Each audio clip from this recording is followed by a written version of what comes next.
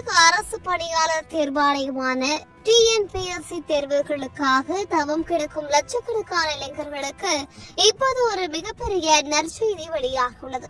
அரசு வேலைதான் என் லட்சியம் என்று இரவு பகலாக படித்துக் கொண்டிருக்கும் மாணவர்களுக்கு உற்சாகம் தரும் வகையில் பணியிடங்களின் எண்ணிக்கை அதிரடியாக அதிகரிக்கப்பட உள்ளதாக தகவல்கள் வெளியாகி இருக்கிறது. சமீபத்தில் செய்தியாளர்களை சந்தித்த TNPSC தலைவர் SK பிரபாகர் தேர்வர்கள் ஆவலோடு எதிர்பார்த்த பல முக்கிய அறிவிப்புகளை வெளியிட்டுள்ளார். குறிப்பாக அரசு துறைகளில் காலியாக உள்ள பணியிடங்களை மிக விரைவாக நிரப்ப வேண்டும் என்று மனிதவளத்துறை உத்தரவிட்டுள்ளதாகவும் இதற்காக TNPSC தீவிரமான ஆலோசனையில் ஈடுபட்டு வருவதாகவும் அவர் தெரிவித்துள்ளார். 2026 ஆண்டுக்கான தேர்வு அட்டவணையில் எந்த மாற்றமும் இருக்காது. அனைத்து போட்டித் தேர்வுகளும் திட்டமிட்டபடி நடைபெறும் என்பதுதான் மாணவர்களுக்கு கிடைத்துள்ள முதல் வெற்றி.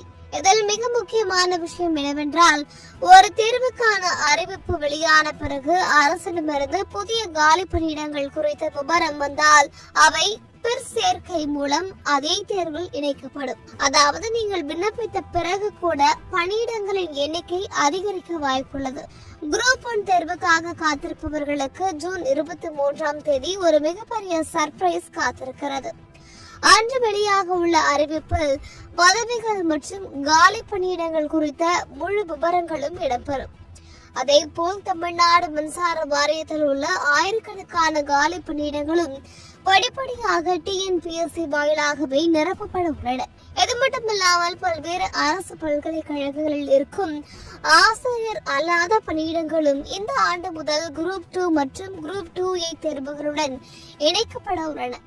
இதனால் காலி பணியிடங்களின் எண்ணிக்கை பல மடங்கு உயரும் என்று எதிர்பார்க்கப்படுகிறது.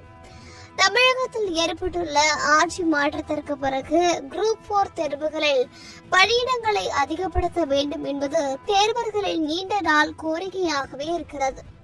புதிய அரசு இளைஞர்களின் இந்த எதிர்பார்ப்பை பூர்த்தி செய்யுமா என்ற ஆவல் அனைவரிடமும் எழுந்துள்ளது.